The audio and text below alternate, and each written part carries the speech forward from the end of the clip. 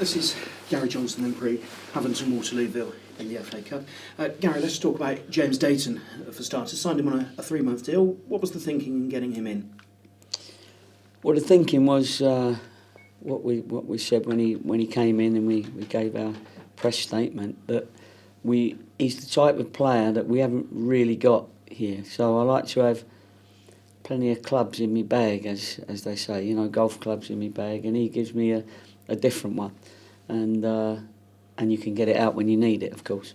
So he's quick, he's jinky, he's good on the ball, and he's played at a higher level. So you know he's going to be ready as soon as he's fit. You know, when he's fit, then we can get the best out of him and see exactly what he has got, which is different to everybody else. But he'll mix and match nicely with our squad. And presumably he'll give you the option to change the shape because he can play as an orthodox winger. Yeah, sometimes we can change the shape. I mean, we've talked about this before about people, our team and the shape and all that sort of stuff. But I think our boys work so hard, what they did up until the second half of Eastleigh, but they normally work so hard that our shape is all different shapes within an opening shape. You know, you work with your 3 centre halves, maybe your 3 midfielders, but it's a rotational shape, and so we mustn't get bogged down with that. However, if you want somebody to come on and get at somebody, then James is probably your man. And you said he's got to get fit first. How far away is he potentially? I don't think he's far away because he's very, very keen to get fit, and all our days off he's in. He's got a programme to adhere to anyway, so you know he's working morning and afternoon. So and I think he's looking forward to getting in very quickly. You know, he's one of those lads that likes playing football as well. He's a good lad. He's not a lad anymore. He's a nice fella, and he's desperate to get playing, and that's how he is. So it's great to have somebody champing at the bit to get fit, so that they can be available for the games. And obviously he's been training with you a couple of weeks. He walked in here last week and we wondered, who's that bloke behind the beard? Yeah. So how useful has it been that he's been around the place for a little while already? It's very useful. You know me, I like to have people in the place for some time before they start getting into our philosophies and things. He knows a lot of my philosophies anyway, through obviously working with my son, and he also knows now, after being here 3 or 4 weeks, exactly what is expected of him, and he's still here. So obviously he feels that he can be part of that expectation and that work rate that we demand from our players. You talked about there being possibly lots of running this week in training. Has there been? Yeah, it was I call it disguised running. I didn't really want to make it a punishment or look like a punishment because it was only 45 minutes that the boys hadn't done well. And I said, lads, that was disguised running, so you've done your running. And then there was a little voice out the back when there's no flipping disguise in that running, don't worry about that, because they did do a lot. And there was a diving header at the end of it, but they probably had to run 50 yards 100 and odd times with a dive or a flying volley or something, because there was crosses coming in over a 30 odd yard area at both ends, and they had to get the one end and get the other end. So it was disguised running. So they did a lot of running, but actually it was one of them that at the end of it they were sweating, and they knew they'd done the job, if you like, or done a stint. But it wasn't just boring running. I needed to brighten them up as well as give them the running, if you know what I mean. I thought their minds were a little bit dead second half against EC, so I thought I'd liven that side of it up with the running. And was that also part of the process you also talked about of getting the players back to where they needed to be? Yeah, I mean, you look at our league, we've played 18 games. You look at other leagues, they've only played 12 and 13. So we have had a lot of games, and we've had boys on the bench, but most of them, Vaughan, Rowie, Asa, they've all been coming back from long-term injuries. So because we've done well, they haven't had the opportunity to start often. So obviously with them, I'm reluctant. We're going to start playing second 11 games. Obviously the Gloucester Cup's going to be coming up. The FA Trophy is going to start coming up, and at that point these players will start getting their sort of proper 90-minute games, so I can assess them properly. So therefore, because of that, they've been on the bench for quite some time, near enough, and the other boys have been out there playing. So as soon as we start getting these 90 minutes for these lads in other competitions, I can then work out whether they're ready to start 90 minutes in the first team.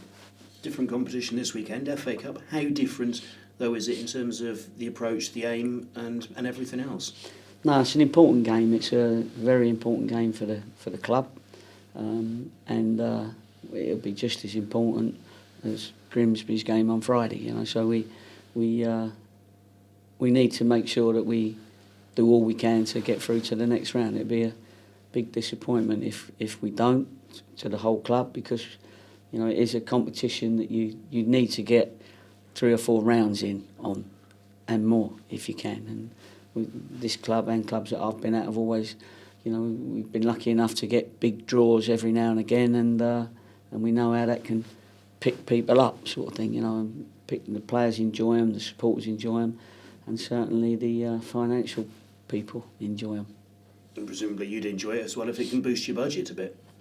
Well, that's it. I mean, it's that is important, because if there's something there, I know the club will say to me, you know, that we've got enough to go and get 1 or 2 in, if that's what we need. And if it's not there, I'll know when I ask and they say, no, sorry, we haven't got it. But at the moment it's going well, and everybody trusts each other. I think that's the massive thing about the club. The players trust the management trusts the players, the management trusts the board trusts the manager. You know, when you get that sort of trust in the club, and everyone's really is pushing in the same direction, then that becomes quite a strong force. You've got some young players in the squad who wouldn't have played in the FA Cup before. How exciting will it be for them, do you think? I think it'd be very exciting. They've all seen the history of the FA Cup, and they'd have seen some of their mates playing in big games in the FA Cup, and I'm sure they'll really be looking forward to it. So hopefully it'll be a nice, lively game, because both teams are going to want to get through to the next round. But yeah, we've got some young lads that will be doubly keen. How do you avoid Havant being a banana skin for Cheltenham? Well, it's bad enough playing one team, let alone 2, Havant and Waterlooville. Bloody hell, gives a break. But they've not had a great start to the season, have they? And but when you look at their individual players, they got some good players, and those players have played at good levels. I mean, James Hayter was with me at Yeovil and did fantastic, and was a big part of us getting from the first division to the championship. So it'd be nice to see him again, but you know, his best game is very dangerous. And Brian Stark, and they've got a few players that you would say they really should be probably playing in the conference, in the National League. So you know, we've got to be careful, but they are on a little bit of a downer, and we've got to pick ourselves up from the last half. So both managers will know that there's a game on their hands. Injuries, everyone okay? Yeah, we've had to pull a couple out for a couple of days, but that's just sort of precautionary, so that any slight injury didn't get worse. So no one needs to know who they are really, but but they should be fit by Saturday. Thank you, good luck. No problem, thank you. It sounds like you're talking about the FA Cup being sort of as similar a priority as the league in terms of not resting any players for Saturday. Well, no, I mean, of course, you can make 1 or 2 changes without making it any weaker, and I'd like to think that I could put anyone in the team without making it weaker. You know, there's certainly not yet. There's not going to be like a couple of YTS boys in there and a couple of trialists.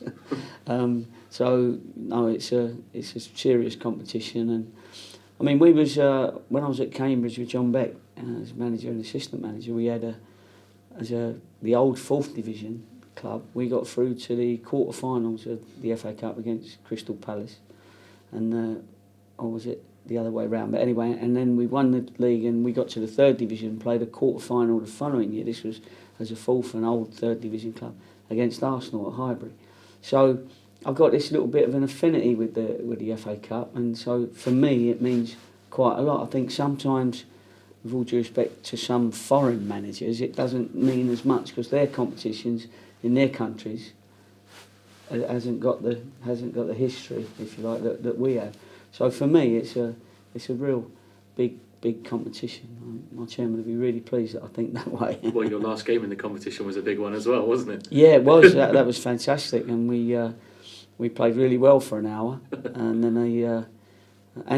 they played their a good team, but they brought a couple of good ones off the bench as well, and we ended up losing 2-0 to Man United at Yeovil. And Louis van Gaal had a shock of his life, really, because I don't think he thought that quality went down that far in the Football League. So, but he was very humble and very appreciative of the opposition. So that was a nice feeling. We didn't want to lose, but if you was going to lose, you may as well lose to Man United. Yeah, and I suppose you mentioned being humble and being appreciative of the level. The boot's on the other foot this weekend, isn't it? Yeah, it is. And listen, I always try and be humble. Be humble and smart. Something Dad always used to say, and that's what I'll be. And and that respect that we say every week for the opposition, because if you don't and you say the wrong thing, you could give them 10% more energy by upsetting opposition. 7 subs in the cup, obviously 2 more than a normal league game. I know the team have got a game on Saturday morning. Is there temptation to take somebody like a Luke Thomas out of that and put him in the yeah, squad? there is.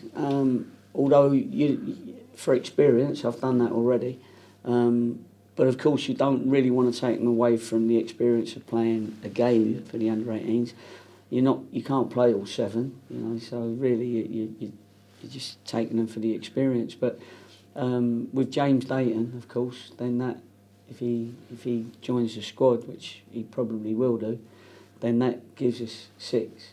So then I've just got to work out who the 7th one that I take, and if you bring your boots, you never know. Do you know what I mean? I'll have to work out which one of you two are the fittest.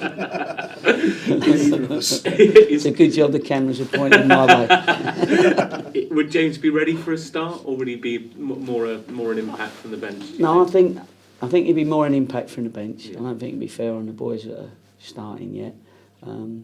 But if he did start someone like him, I don't think he'd last for 90 minutes anyway. So, but it's handy to look round and see a strong bench, and that sort of makes you feel a lot better, because and the lads that are playing, they know that if they drop below a certain level, which we did against Eastleigh, then I've got people to come on. You run that risk as a manager of when do you change it? Do you change it the moment somebody gives the ball away?